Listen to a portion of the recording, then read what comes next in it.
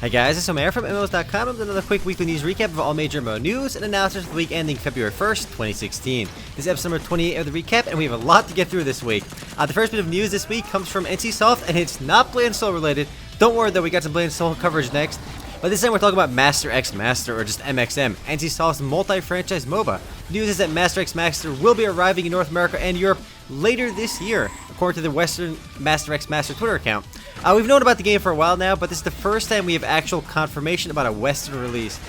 Unlike other MOBAs though, Master X Master will emphasize PvE content and much more, with over 25 maps and 5 difficulty settings to challenge players. Another interesting mechanic is that players choose 2 heroes instead of just 1. You can tag team swap them out with 1 click.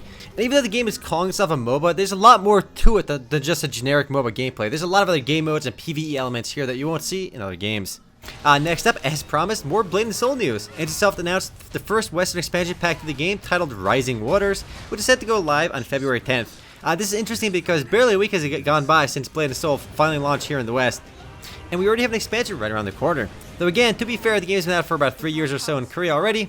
But anyway, the core of this update is the new 4 or 6 player heroic dungeon, Bloodshade Harbor, designed for level 45 players.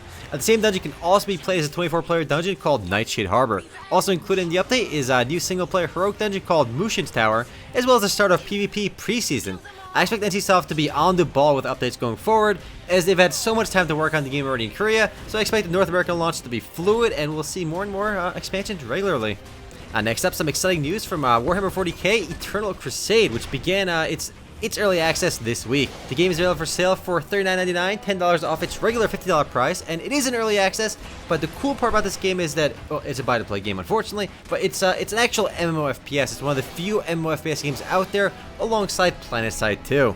The game is planning on staying in early access till at least this summer, and I'll expect after that they'll release more and more updates and eventually go closer towards release. I do want to say it does look really cool. I mean, I love the Warhammer 40k franchise, so this has potential, but it's still early on, but it does look really cool. So do expect a first look video for it fairly soon. One more thing too, the game will be available on consoles as well as PC. Moving right along, despite its controversial launch quite a while ago now, ArcheAge has trudged on, with version 2.5 Bloodsong having just launched this week, which introduces the game's first puzzle-style dungeon called Mistsong Summit to the game. But more importantly though, the game's PvP has saw a much bigger revamp with new PvP arenas and modes available, namely 1v1 and 3v3 arena matches. And to celebrate the launch of version 2.5, Tryon is trying to entice older players to give the game another chance, giving all older players a return to the game a new Bloodsong welcome promotion. If you want to give the game another shot, now's a good time to do so, and if you don't, time to move on. Next up, some more news from Tryon Worlds, this time from Rift, and a bit more controversial this time around too. They're actually locking some progression gear in the game's cash shop. Earring slot upgrades, as well as Planewalker Water, was previously available in-game for free, but now they have to be purchased through the cash shop, which is unfortunately getting a lot of players upset, and rightfully so. I mean, you don't want to lock any progression gear or any gear in the cash shop, period, but it seemed, and they said very specifically it was a business decision, so they're trying to milk more money out of the game. It's certainly not a death sentence for the game, but it's definitely unfortunate news, and rather, it's just odd to see games go this route. I mean, I wish these games made more money without having to sell, gear in the cash shop, but I mean, these companies do have to make money, but it's just a very odd way to do it, and I wish they didn't. But that's podcast discussion for tomorrow. Next up, Cabal 2's biggest update yet, Calamity of War, is now live.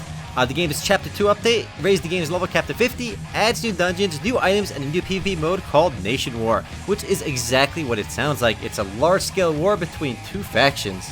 So players sign up for a faction and get on the new Great Wall map, and they just start fighting it out and take control of different zones, with certain players gaining exclusive access to 3 new dungeons called the Citadels. So it's actually a cool blend of PvP and PvE, both included in this update.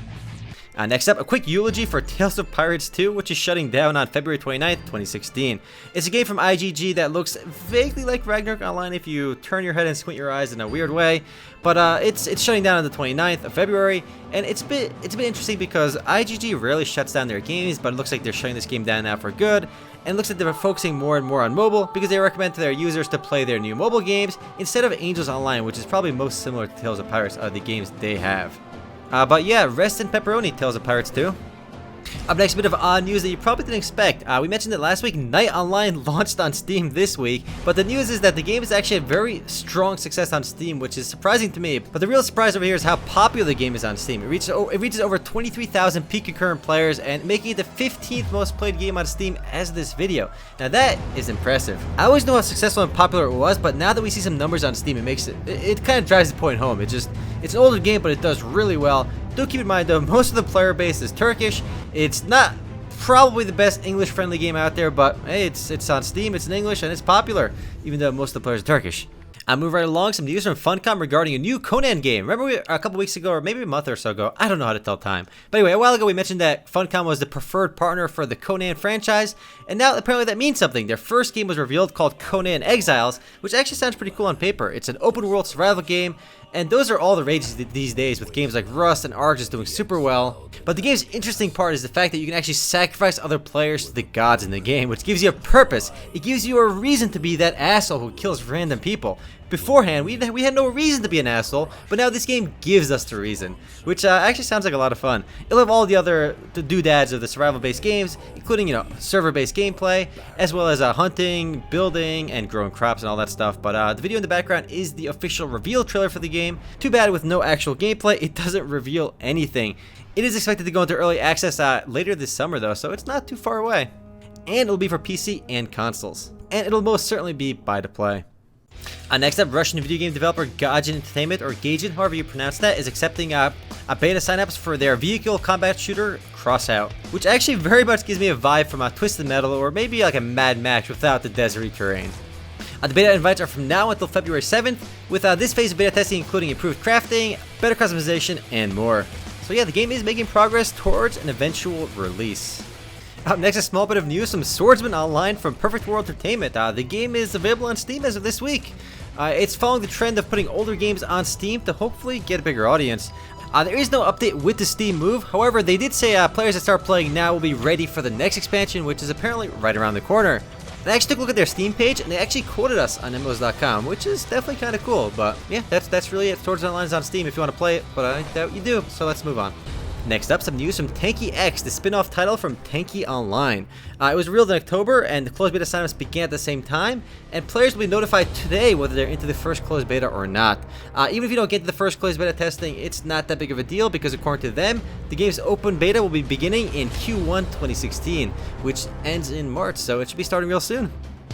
And as you can tell from the gameplay video in the background, it's a tank-based battler. They're aiming to be the best, most top-notch, fast-paced tank battler, so they're trying to take a different approach than World of Tanks and other tank-based games right now. Up next, a bit of news from The Division, or Tom Clancy's The Division. The news is that they're actually starting to talk about season passes and DLC updates, which is kind of weird because the game's closed beta is still underway and it's not even released yet. The full game goes on Steam on March. So it's just weird to see a game that's not out yet start to talk about DLC and season passes already. They're already trying to think about monetizing a game that's not fully out yet, which just feels a bit weird. They did already say though there'll be free content updates post-launch, but with DLC adding new game modes and some other goodies. And for those of you that have heard of The Division, it's an upcoming third-person shooter game that takes place in an open-world environment. It's a game that's been delayed quite a few times, and they actually brought down the scope of the game, so it's not as massive as it used to be, but it still looks kind of intriguing, but we'll see what it's like when it comes out, which is actually March 8th. Up next, some big news for the few Lucent Heart fans out there. The game's V10 update is officially live, which introduces quite a bit to the game, including 6 new maps, new dungeon, as well as new bosses, outfits, and the airship system in-game. It's a big update for the game that, unfortunately, not too many people play. It is they build themselves an MMORPG, but they have some dating elements. I made a few troll videos for this in the past. But yeah, the game is out, and it's on Super Games, and it's the first major update to Lucent Heart in, I believe, over a year. So, if you were waiting, here it is. Up next, we got some news for Marvel Heroes. The game enters 2016 with its biggest content update yet. Does that sound familiar? Because it is. They began 2015 with their so-on quote-unquote biggest update yet. So every year, Marvel Heroes changes its name from Marvel Heroes 2015 to 2016, and we expect Marvel Heroes 2017 next year.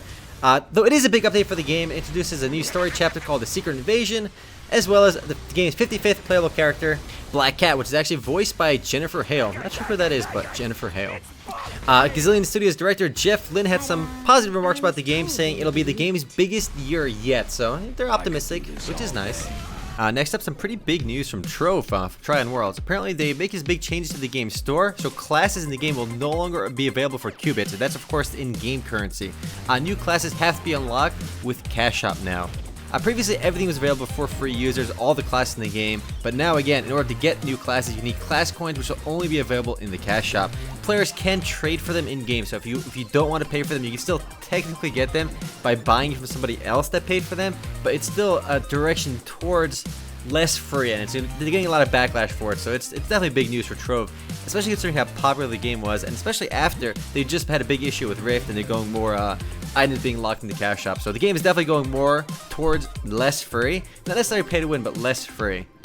The reason behind the move was, of course, a business decision, because they felt previously they were rushed to make classes because that's the only way they could make money, and now they can take their time and make better classes, apparently. That's their side of the story, at least. But we'll see how this unfolds.